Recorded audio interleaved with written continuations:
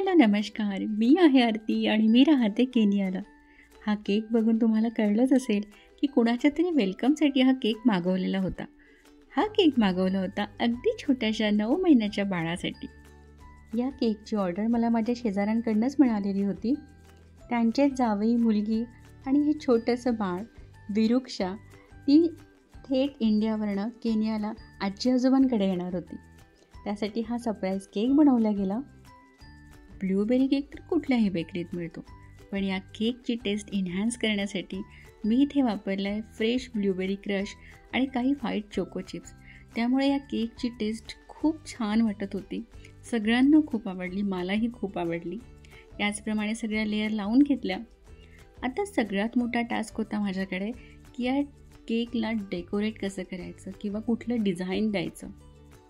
खरं त्यांनी मला कुठलाही रेफरन्स पिक्चर दिलेला नव्हता. ते म्हणालेत की आमचा तुमच्यावर विश्वास आहे, सगळ्यांना आवडेल असं एखादं छानसं डिझाईन तुम्ही त्यावर बनवा.